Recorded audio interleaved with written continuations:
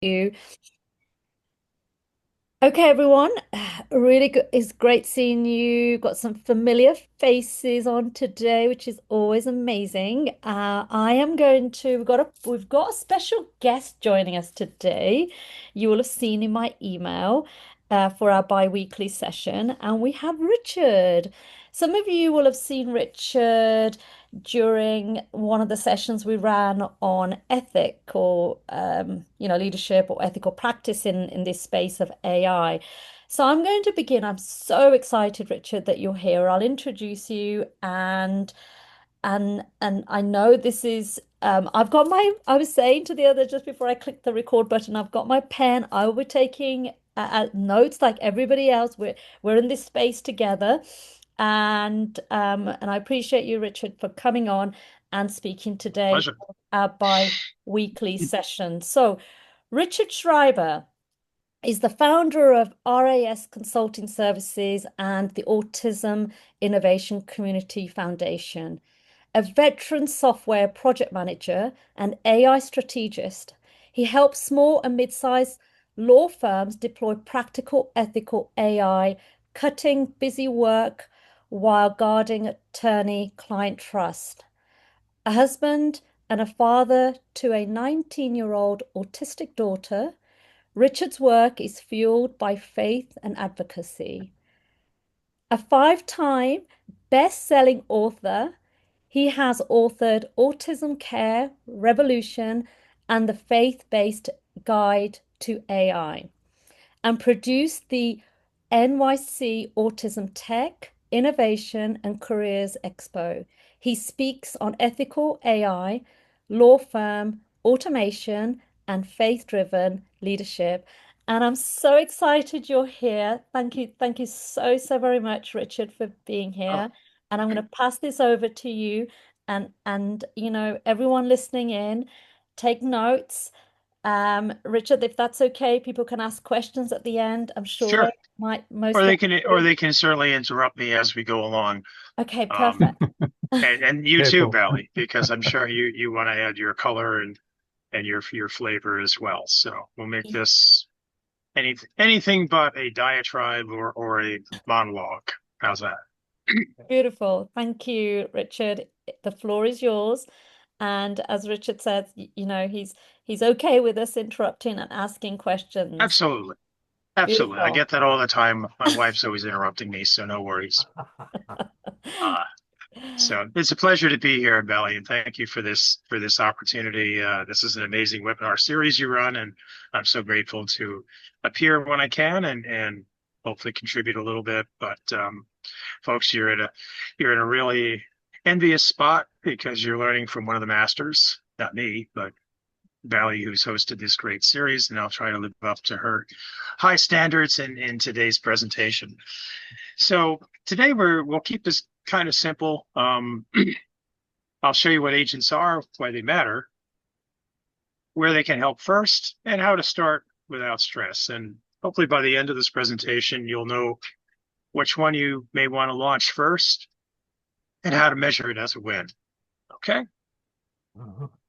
All righty. So what are AI agents? Well, the best way to kind of describe them is they're like a digital teammate that works inside your tools. Your tools can be anything from an email account to a to-do list, whatever. It watches for something to do. It's looking for a trigger.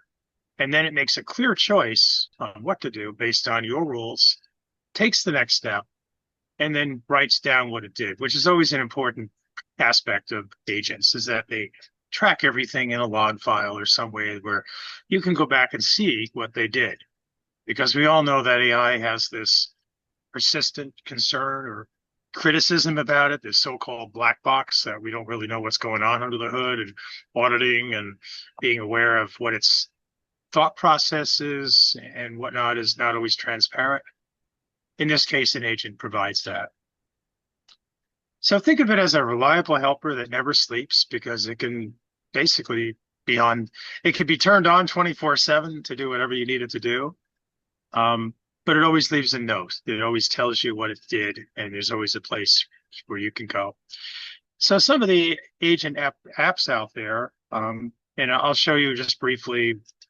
ChatGPT just released a beta version of its own agents where you can create prompts in ChatGPT and actually right from there, click on the agent capability, type in your prompt, and then it'll cycle you through how to build out an agent together.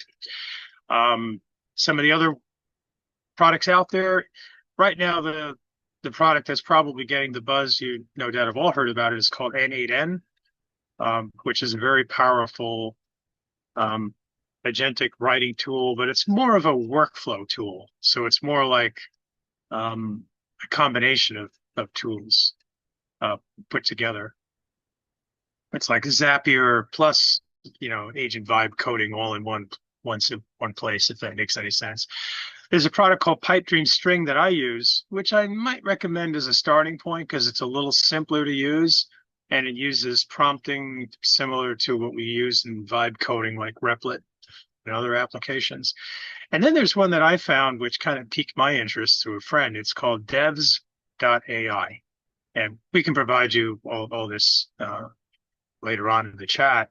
What's attractive about Devs AI is Bally mentioned earlier that I also speak a lot on AI governance and guardrails. And this particular platform is really heavily steeped in that. In other words, it protects your data. It makes sure that there are guardrails in place. Guardrails is another way of saying, as a user, there are certain things I really shouldn't put in a prompt because it's personal information, it's credit card information, it's client information. And then there's certain information coming back from the AI that I want to make sure it's not making up, it's not hallucinating. So those are what are loosely kind of falling under this definition of guardrails, which we speak a lot about. Because AI really needs to be used by the user in a way that you are responsible for the interaction. A lot of people blame AI when it comes back with crappy results, but we all know that it's really up to us, the users, to use AI responsibly, ethically, and smartly by building proper context and really teaching it how to serve us. And agents are no difference in that respect. Okay, so what are some of the best agents? What are some of the characteristics? The best agents keep it simple. It's one job done well. It's kind of like a virtual assistant. You want to keep your virtual assistants basically doing one thing, because if you give them too many things, then you start to get problems. Agents are kind of the same way. If a workflow is kind of complicated, then you may need multiple agents. So rather than give one agent to do numerous tasks, you, in that case, might give multiple agents one task each and then just kind of use them in synchronization or in sequence. So it's one job done well. Clear rules that you establish, obviously, when you create it, and a record. As I mentioned, it writes to a log file. And the good thing about an AI agent is they will ask for help when they're unsure. And importantly, AI agents will learn from each interaction and each action that it takes if you provide it feedback, and it will learn to eventually, so it kind of grows with you. And that's important because then you begin to kind of develop trust in the AI, which is very important. So what are some practical uses for AI agents? Well, easy wins, for example, are sorting your inbox, going through your inbox and figuring out what are your priorities, what are actually tasks that you can reassign to one of your team members. And of course, if you get Gmail like I do, what are the promotional stuff and what are the other stuff that I really don't want clogging up my inbox? So how can I usher that somewhere else? So I'm just really focusing on the priorities. Or more importantly, I'm taking myself out of the equation by taking those priorities in the form of tasks and handing that off either through a project management tool, Trello, or Todoist, one of those AI to-do programs, so that somebody else can take that task and do it. So Richard, some of the other, yes, yeah, ma'am. yeah, I was just going to say people may be wondering, and if we said just we've had a few people joining a few minutes late, so just to kind of recap, that if you've got any questions, Richard's okay for you to ask those Yeah, questions. please. Some people, most people, unless you've done this or had a go at this, then you're going to have questions about how this might differ. AI agents, as you may have heard there, when we've talked about LLMs, then they cannot check your emails, right? They can't do what Richard's just been talking about here. So that differentiates kind of what we've been talking about thus so far. So just to kind of, I wanted to flag that up. If people are thinking, okay, so how is this different? If it's in, now in the OpenAI in GPT, now we're seeing it in that environment. So it is different. It kind of it sort of thinks like we might be, right? As we rationalize things. So that's kind of something just to flag up. Yeah. And think of it like in ChatGPT, you can create custom GPTs, which you use for repetitive tasks. You can actually use custom GPTs in conjunction with an agent because it's all about the same thing. It's about automating repetitive tasks. With a custom GPT, you still have to go through the process kind of manually, but with an agent can actually automate that. So yeah, stop me at any point. Agents, just like vibe coding, which I mentioned earlier, which is just simply another term for computer coding using prompts and human language instead of computer language. That's commonly referred to now as AI 2.0. So this is kind of nudging us into the next evolution of AI. So again, I was talking about practical uses for AI. We talked about sorting and organizing your inbox. It can be used to greeting new leads if they're coming in from your CRM. You can sweep for them, create an introductory message and get that back to them, integrating that within your CRM. Can update your CRM, obviously, as information comes in. And for example, if you're getting an email from somebody that's a new contact, the agent can look for that and then interface with your CRM and create a contact record for them. Creating or keeping how-to guides up to date. Um, for example, if a new process or a new factor happens, then you need to update your SOPs. It could be it could be programmed for that as well. And watching key numbers for trouble. We'll get into that because we're going to talk a little bit about 5 specific use cases and pretty much talks about all of these. So we'll get into that a little bit in a bit. So how do I deploy an agent? Well, you can start with one annoying task, one thing that's really keeping you up at night. I mentioned inbox or your email inbox maintenance.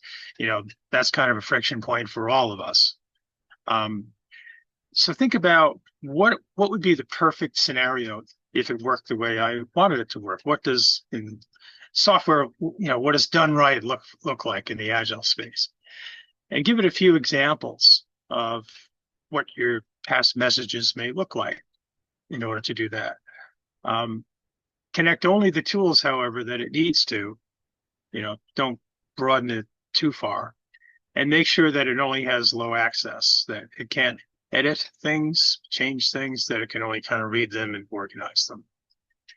And then allow it to handle these kind of low access tasks on its own. Just kind of walk it through step by step and see how it works.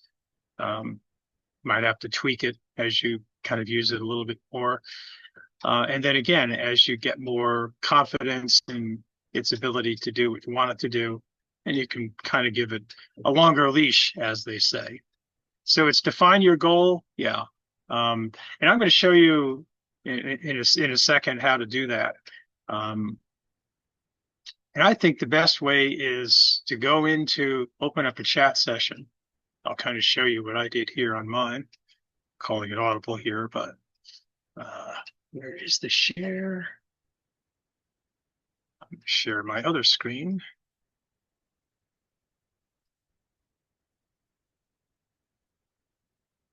Okay, can everybody see? Not yet, so I click the button. Okay, so I've got a ChatGPT window open. Yes, we can see. And so what I did is I recommend, by the way, that you name your ChatGPT persona. Like whole mine Vanessa just um, appropriated the name. Um, and because again, as I may have mentioned and Bally said this many times, using ChatGPT, context is king. Um, Most people focus on prompting, and there's all this information out there about super prompting, and that's a factor. But the more context you can give your ChatGPT or your persona, the better it is, and the more it will learn who you are. So what I did is, through my custom instructions, through my memory, through sharing things like my ideal customer avatar and some very personal documents about who I am, what my values are, beliefs, and those kinds of things. It knows me pretty well, and it knows my businesses pretty well. So I just entered a prompt. You know me, you know my business, you know my ideal customer avatar. I feel overwhelmed most days. Can you identify small repetitive things in my life and business that would be really good targets for agents? Please identify them and why. And the next step is to describe creating the agent. And in this case, I'm using string.com, which is an AI agent application, a pretty simple one. So it created this chart of repetitive tasks, why it drains me. It knows me pretty well. Why an agent would fit in perfectly and what my success signal would look like. What's the definition of success, as we say in the agile software space? I don't know if you folks can read this. It's not important that you do. I'm just kind of going over this. And then it wrote me a one paragraph agent brief or prompt to actually create that agent in String. Now that's just a starting point, and you'll likely have to kind of go through, and I'll show you what String looks like in a second. So this is a program called String. It's from pipedream.com. They're the people that have 2,000 or 3,000 different MCP server or API interfaces out of the box, which is really useful. So I started with the prompt, which is this top piece here.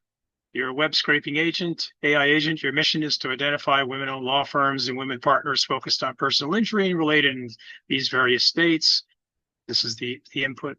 The output must include the requirements and the workflow. And this I all got out of ChatGPT, simply just telling it what my use case was.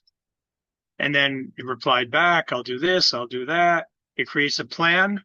And then you read through the plan to make sure it basically has reiterated what you originally said. And then it goes through, creates the new agent and all these different steps. So I know we may want to create a follow-up to this where we can actually kind of walk through a basic creation of an agent together. And this is probably much more to chew on at this point. And our goal today was really just to kind of give you a flavor for what these agents are and what they can do and a couple of use cases. I'll stop here because anyone have a question, or if not, then I will just keep Oh, going. David, Dave, you have your hand up. Yeah, good Go ahead, morning, David. Richard. Thank you Good so morning. much. You're hitting so many sweet spots with me. For example, I've got like 480,000 Yahoo emails, and they have threatened me with closure unless I buy more space. So how can I go into Yahoo and have it create a prompt? Do I put the AI into Yahoo or Yahoo into AI? How, how Well, does how does it yeah, work like that, for yeah, example? that's a great use case, and in fact, one that I used in a different way with an MCP server. But I'll stick to so you could write an agent that could survey that that inbox and then give it some instructions like look for always clean out my, my spam box immediately. Um, you have to kind of write, you have to give it guidance on what you're looking for to, I'm assuming you want to delete items from your inbox. And I know Yeah, from my own experience, Google makes that hard, Yahoo makes that hard, and I think that's by design because they want to sell you more cloud storage, whatever. sure. Yeah. Um, but through an agent or even an MCP server, an MCP server, you write the prompts to tell it what to do. But with the agent, you could just write the instructions and, let's say you have a whole block of emails you want to get rid of, which are just nonsensical, solicitations.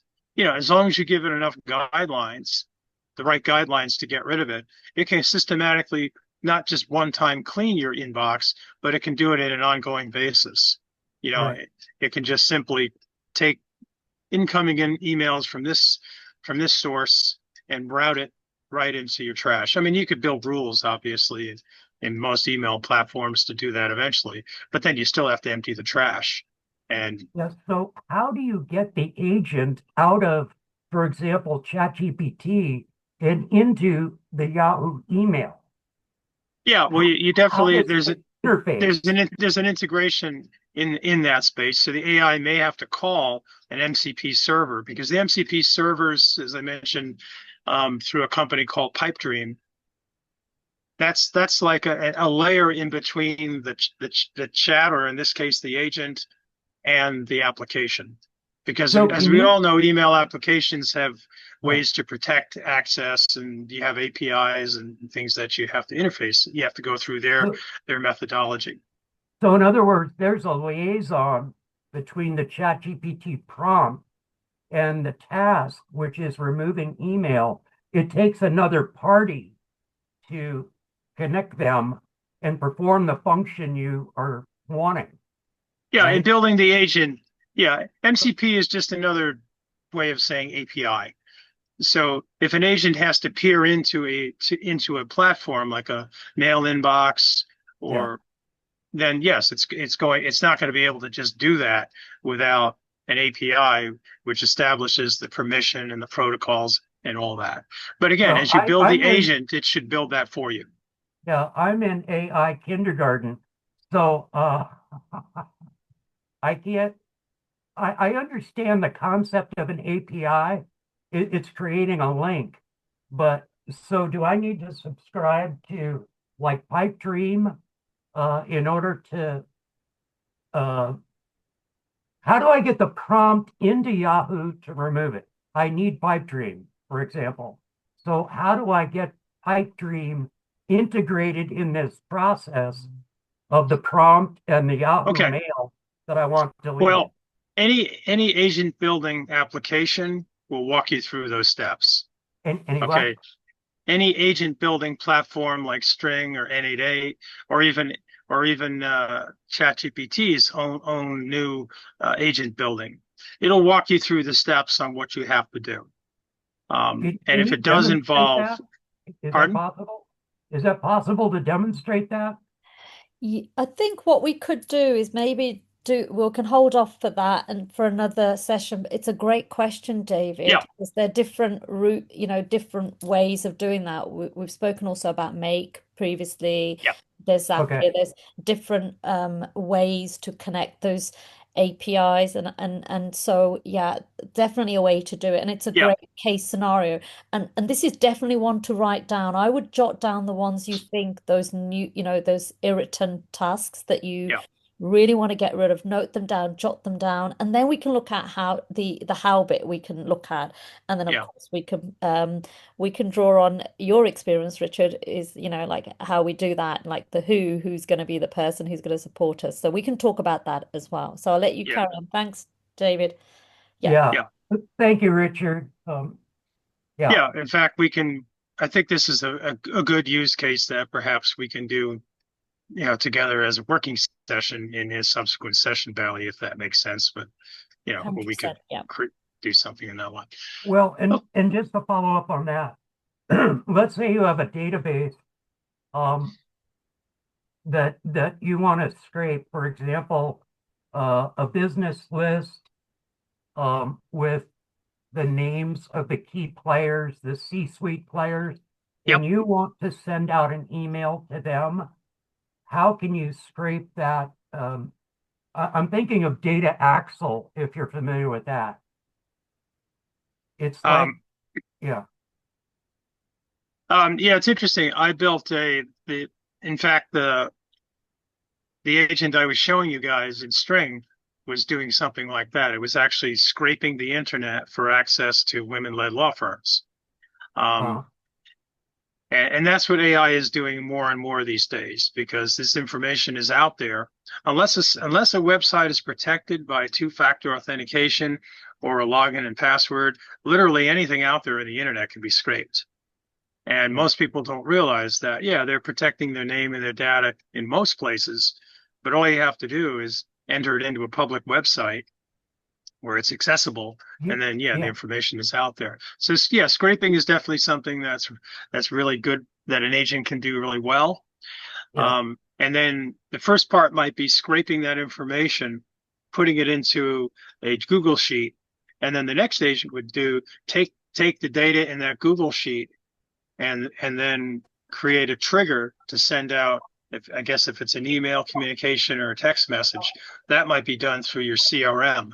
So the agent would actually interface with the CRM Uh, by introducing or creating a contact there that would then get swept up into the workflow or the automation email sequence in the CRM, and you go from there. So yeah, it's interesting how these all kind of work together. And mm, that's the beauty of AI. You have agents, you have integration with other information sources, then you right. have the agent's ability to capture information, forward that into your CRM, and then the CRM can leverage all the things that it does really well. So it's you kind of have to I'm a workflow guy, so I'm used to like looking at things end to end, Uh, and agents are really good at fulfilling that. But uh, again, stick to the one task, one agent, yeah. which is why I said earlier, you may need multiple agents if you're looking at an end-to-end process in some cases. I know we're getting a little bit ahead of ourselves, but Yeah. Okay. um, Yeah. I apologize for dominating this. I want to hear what you have to say and how we can follow up with you if you have contact info. Yeah. sure. Yeah, you're Th- welcome to my contacts at the end of this. Thank And you of for course, bearing with always my go, ignorance. you can go through Bally first. Oh, no, Okay. Thank no you, Richard. problem. Yeah. Sure. Thank you. Okay, so we're going to talk a little bit about 5 impact agents for small businesses. These cover the basics of running a business. How do we talk to our customers faster? How do we find answers at work? Follow up on deals, guard your money, and making your meetings count. So we're going to talk about all 5 of those one-on-one. But first, how do agents work? This is kind of, if you look at this wheel, if you will, flywheels becoming. I love how technology introduces new vernacular in our. So the term flywheel, I'm like, what? Where did that come from? Is that a fishing definition or something? But it basically just means it's the turning of a wheel. So how agents work. So the first thing that it does is listen, which it's looking for something, it's listening for something, it's looking for a new email that's coming in, or it's looking for a new transaction that's happening that it's watching for. The next thing is it thinks. It's got your rules and your processes. What does it do with that information? What is the next step? Where does it put it? Where does it forward it? What does it do with it? Um, the next step is act. Now it acts on that. It takes the action, or if it doesn't know what to do, it asks for help on what to do. And then the final piece, which I said earlier, which is a really neat part of agents, is um, it's going to learn. It's going to learn from feedback if you need to step in as a human and give it more direction, because as I said earlier, it may need help on the task, but it's going to get better. So each time this flywheel turns, I know I'm not doing this right. I got to do it counterclockwise. Sorry. Um, each time this wheel turns, in essence, it actually is getting smarter and getting better at what it does. So in contrast to general automation, which is basically just repeating the same steps over and over again. But in a similar vein, if you're working in an assembly shop, there are humans that are that can monitor the automation of what's going on. And engineers are always thinking about continuous process improvement, how to interject, changes and improvements in that flywheel to make it better and better. Agents will kind of do that automatically, just as a kind of a reference point. Okay, I want to go through be mindful of time, and we'll go through our 5 agents real quickly. So the first one I'm calling Customer Pulse. And that's the agent that talked a little about emails. It handles emails, completed forms, chat messages, all kind of in one place. So it tags the topic. It drafts replies in your voice. It updates your CRM, and it sends you only the messages that you really need to focus on. So again, it addresses the issue of we're drowning in emails and messages, and the volume is just, things are slipping through the cracks. So that's what this first agent can do. Sorry. So agent number 2 is what we call a knowledge orchestrator. So this turns all of your documents, past answers, Q&A, frequently asked questions into a simple help desk for the team or even your clients. In most cases, this is in the form of a bot. You've all seen bots out there. They've gotten, pretty well refined through AI. So people get step-by-step answers without even necessarily interrupting or interacting with you. Onboarding gets easier because you can post all that repetitive, the same question only gets answered once. And interestingly enough, in the customer service realm today, people by a factor of almost 80% prefer to interact with an AI agent than a real human being. So I don't know what that's telling us, but get to the point, give me the right answer, make it short and sweet, and be accurate. Yeah. All things that as humans we should aspire to. What's wrong with that? All right. Agent number 3, I'm calling a revenue accelerator. And this is addressing the issue of delays, inconsistent follow-up that can ultimately hurt us in our bottom line. In this case, the agent is watching for your deals, your funnel pages, whatever it is that you're out there trying to use for income, and sends timely personal follow-ups. I mean, how many times I'm not saying Bally, of course, because she's on top of this, but people run webinars or have sessions, and most of the juice, most of the opportunity from a webinar is in the post-webinar communications. And most people don't realize that. So an agent can really help you in that sense, because it allows you and enables you to ping the person with more touches to hopefully move the deal forward. Because in this day and age, we all know our attention spans are a premium. So you need that kind of steadier follow-up to get higher close rates. Then the next agent 4, is called our Finance Guardian. This is the one that can, if you want, watch your bank feeds, accounting, and vendor bills, kind of like what QuickBooks should be doing. It can spot double charges and price creep. Duplicate subscriptions is a fun one. I'm sure in my streaming services, I probably am paying for Netflix all over the place and just don't realize it because I have an apartment and a house. And it can draft vendor emails if you're paying a monthly invoice and then you get a rogue invoice that comes in from the same supplier and you don't know what it's about. You can flag that. It can draft a vendor email for an explanation. And it can also throw those kind of edge cases to you for your eyes and your approval. And then the final agent is called Meeting Intelligence. And this is a fun one. Because what this does is we're all in Zoom calls all the time, or we belong to masterminds, and there's countless recordings and information out there.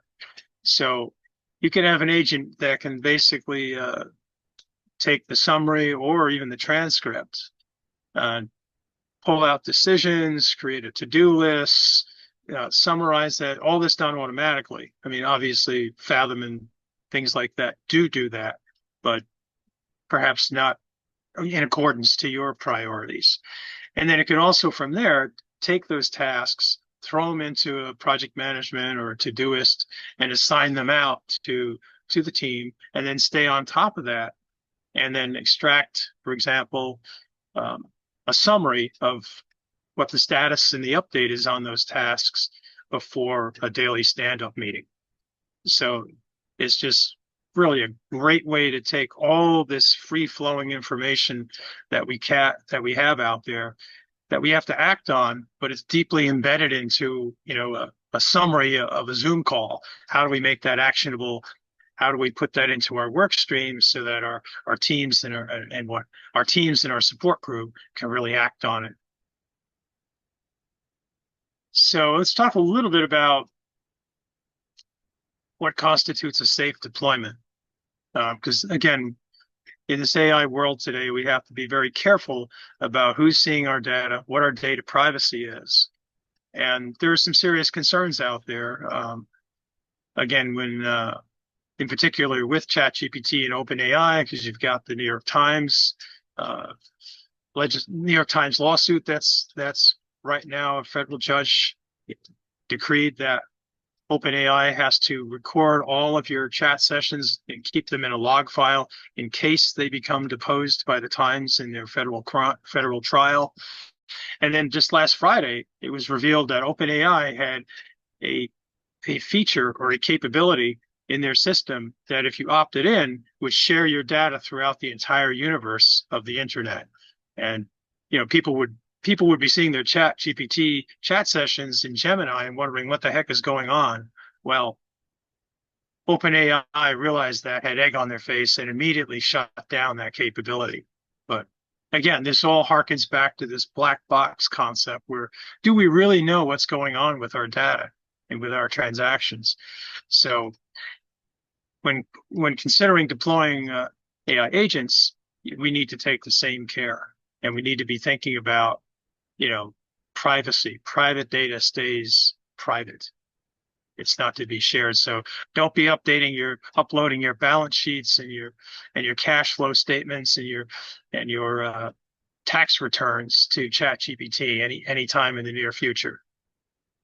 That's not a good practice. Okay. Sorry. So getting started, what are the first steps? Well, we talked about getting that list, teaching and training the AI or ChatGPT in this case about who you are, what your businesses are, what your personality is, what your values, traits, and beliefs, and all that information, so that it has really deep context on who you are, and then just asking it, my business, me, where I'm drowning. Help me identify what those best agents that can suit me are. You can start with the 5 that we mentioned, ideally, because that was really based not only on my input, but kind of a more broader survey of what most people need to start with. I would start with the customer pulse, right? We all have probably the same challenges with managing our inbox. And then add from that the knowledge indicator. It's a good practice to begin to think about, it used to be knowledge is power, not anymore. Now it's execution, because everybody has knowledge, because all you have to do is use AI, and we all have access essentially to the same incredible vast array of knowledge today.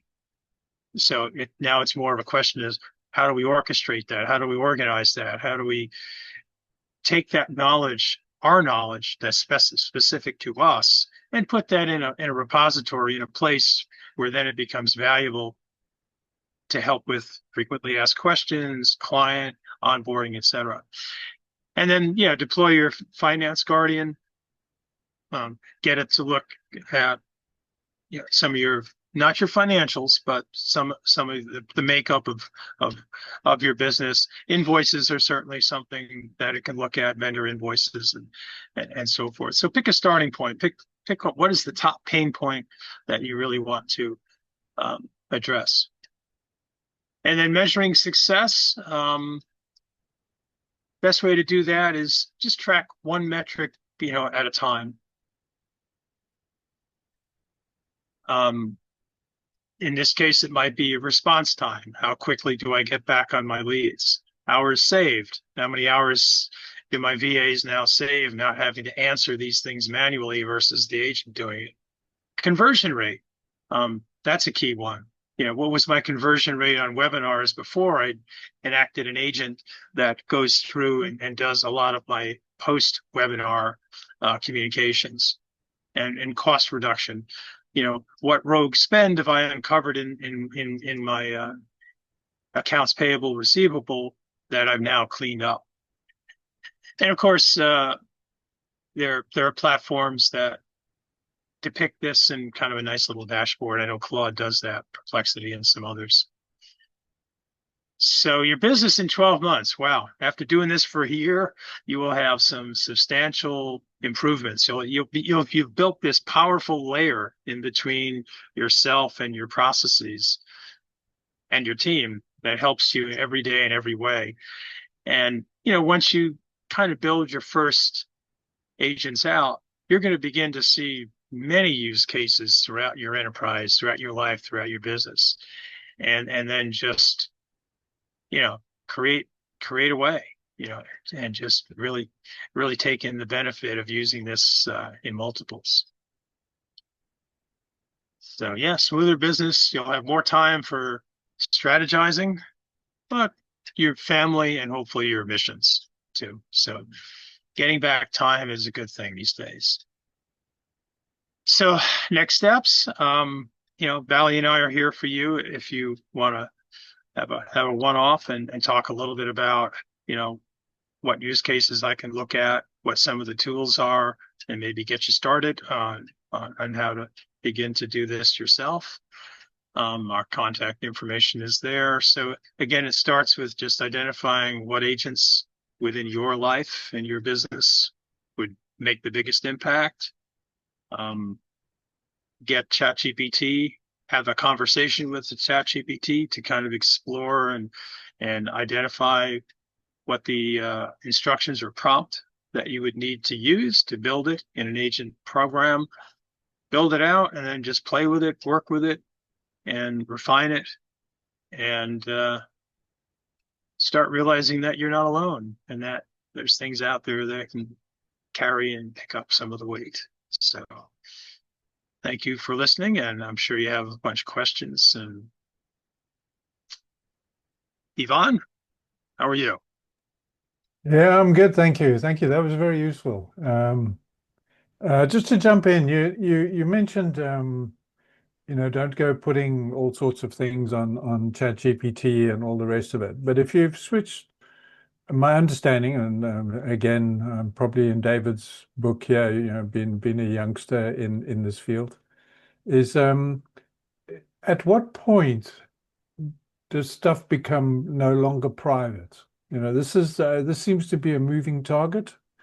Yeah, it is, and data privacy is kind of a separate standalone silo that has existed for forever, more on the networking side and just as a basic fundamental of privacy. I know that compared to OpenAI, for example, Anthropic Claude doesn't learn from your data and it doesn't expose your data to the internet.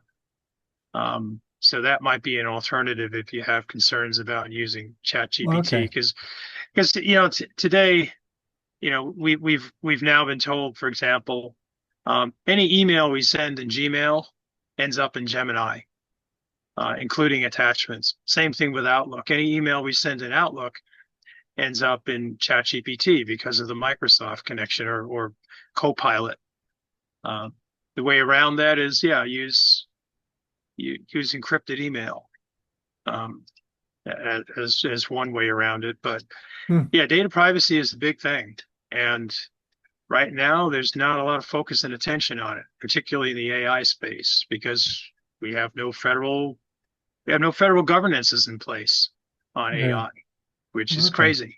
But yeah, it is. It's It's just kind of wild, actually, if you get your head well, it's a around wild, it's encouraging a wild west by a bunch of billionaires who are building huge data farms all over America. There's not a lot of controls, and the concerns over the black box persona really and consists. that's really good. And then the second question I have, and then I'm going to shush, is when we talk about agents, are you talking about agents within ChatGPT, or are you just talking about agents in general? And Agents in general, yeah. okay, and do I they mean, all have them, or do they call them something different on each platform?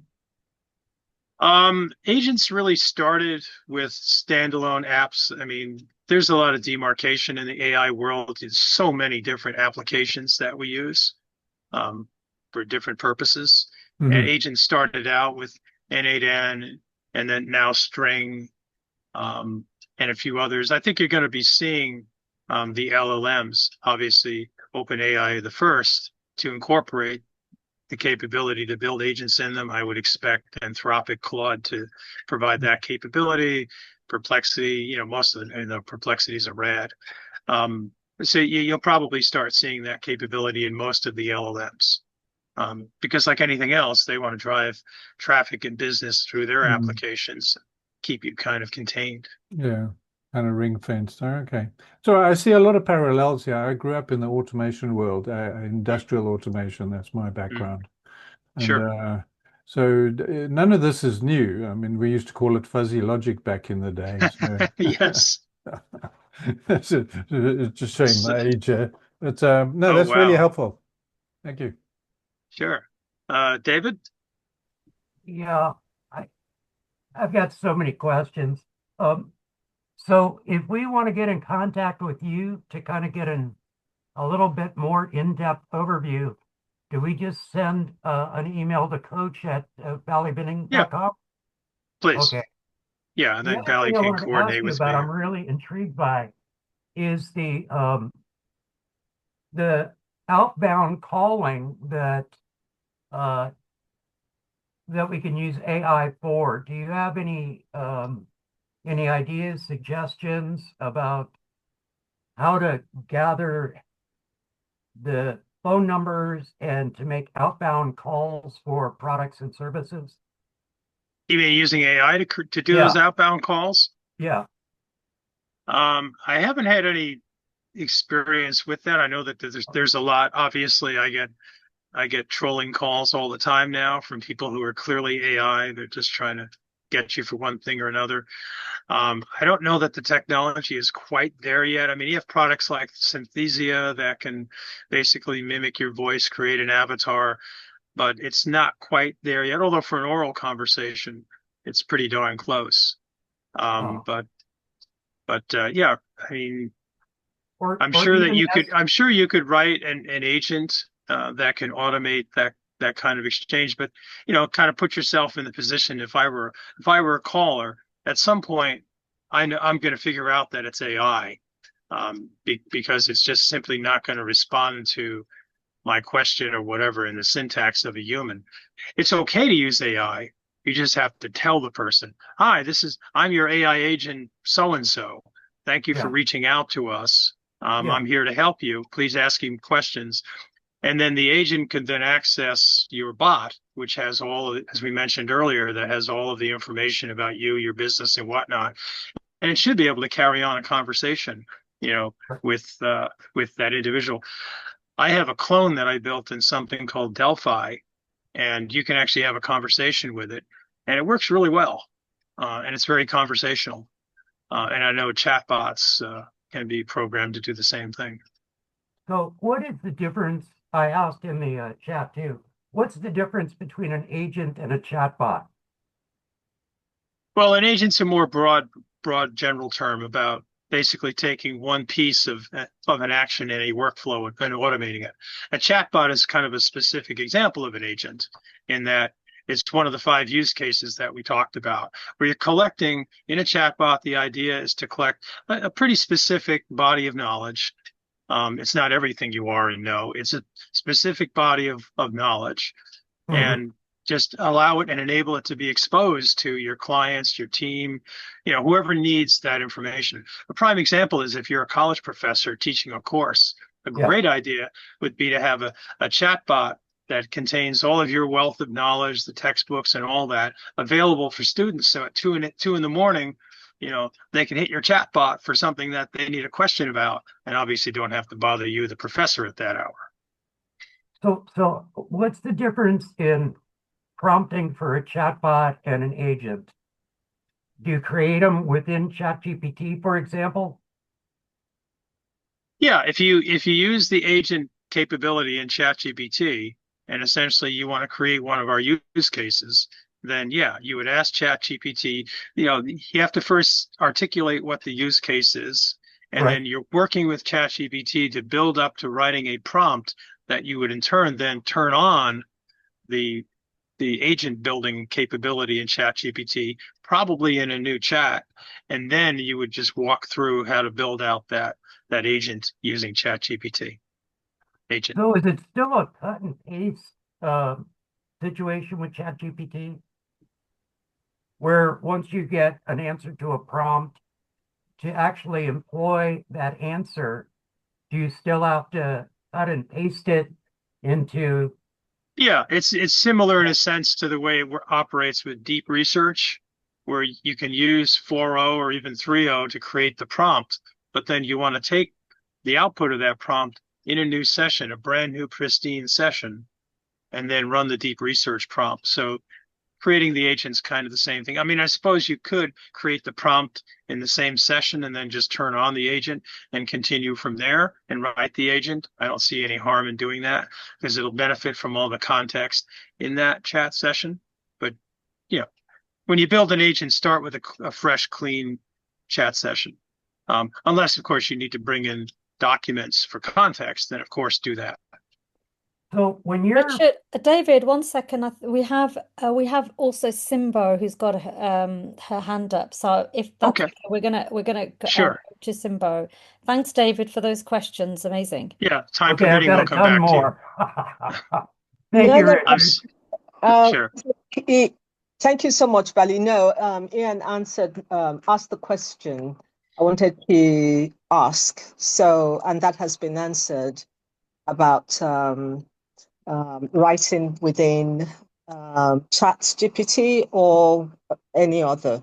So I'm fine with that. Thank you. Oh, okay. So the question was regarding whether we're talking kind of a generalist AI agent Yeah. view or GPT. I suppose that the idea was because of the release of AI agents currently in GPT, and hence we spoke about that. But these cases, I would suggest everybody thinks about those situations where this would be helpful. Thank you, Simbo. Sure. Thank you. Thank you very Yeah. much. You're welcome. It's Uh, good to see you. Sharita had her hand up, I believe. Is that right, Sharita?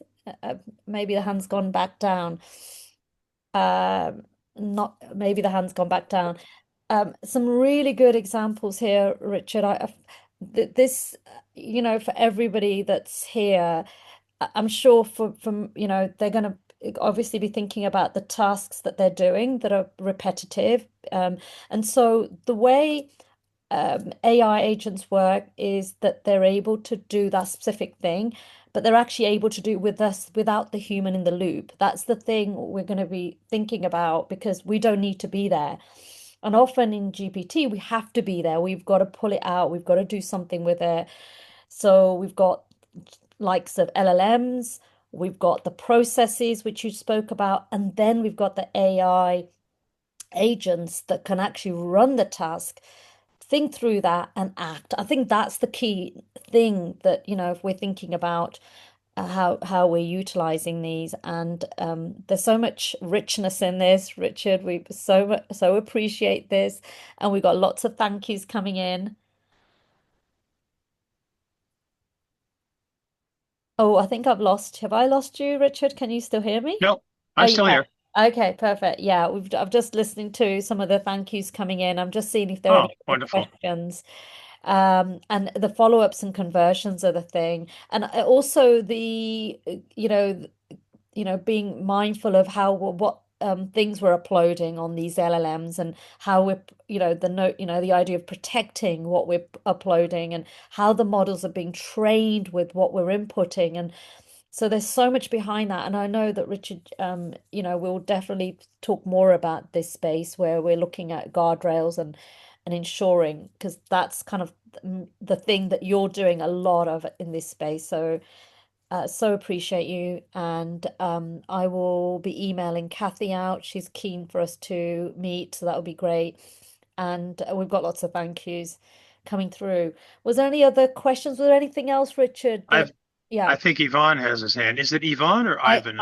Ivan, yeah, Ivan, sorry. yeah. Ivan, just I don't You have know a much. hockey namer's last name, so I thought maybe it'd be Ivan. Ivan is what the French used to call me, so Ah. just call me is fine. Um, I just did a quick where's it gone now? Bloody hell. It was ChatGPT, and I just asked it a question, are my conversations with you private and not shared? And it came back and said the conversations with me are private, in the sense that they are not shared with other users and are not used to identify you personally. OpenAI does not use your conversations to train its models by default if you have disabled the chat history in your setting. If it is Yes. enabled, then AI will use these chats anonymized, to improve performance and all the rest of it, Yeah. unless you And opt out. And then they my went through the whole. recommendation is that you check that periodically Mhm. because OpenAI issues a lot of updates. Yeah. And I know from the Microsoft experience, oftentimes default settings get tripped up when they do updates and Mhm. patches.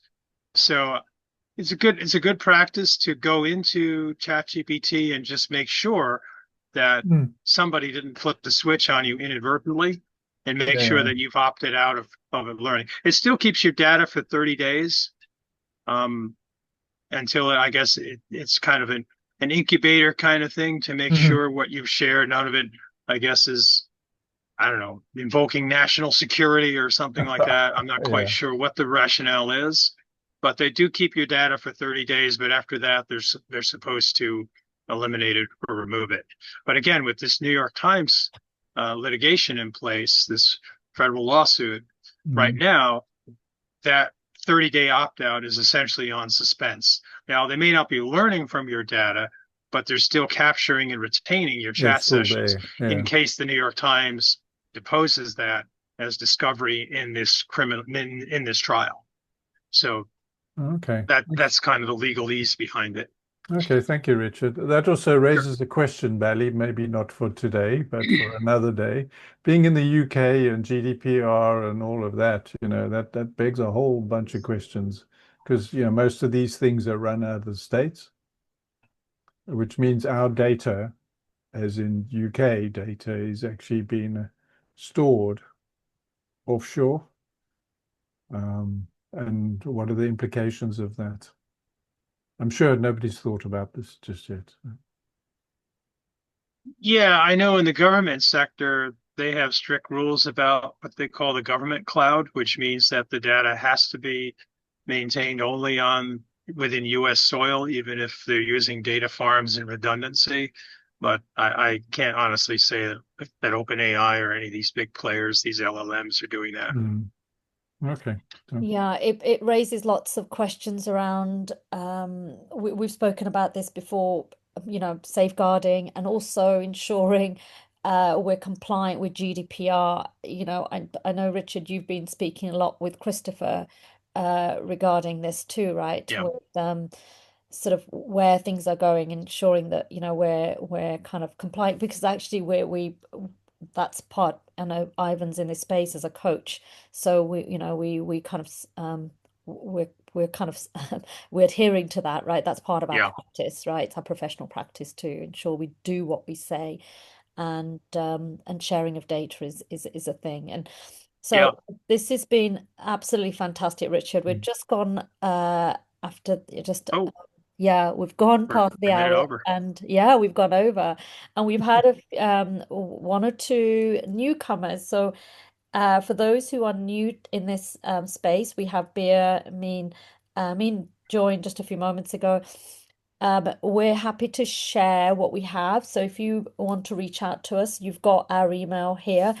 Yeah, we'll happily share what we covered in today's session. So we've got a few people who are new. So perhaps we've had some guests who've been invited. And I'd love if you want to share your email, then we can of course share info. Because often what happens is we say this and then it's lost. But every 2 weeks we meet, and these are bi-weekly sessions. And we'd love to continue running these. And Richard, we're definitely going to bring you on to do another one because there were lots of questions. And yeah, your insights have been absolutely treasured today. So thank you Oh, so very much. Yeah, it's been thank you for the wonderful. opportunity to participate in your wonderful webinar series. And Yeah. folks, keep coming back because this is a wonderful series and you'll Hey, learn a good lot. morning. Yeah. Thank you, Richard. Thank you, Bally. Hold on. You're welcome. You're welcome. Okay, so we're gonna wrap up and just say we will meet in 2 weeks time, same time.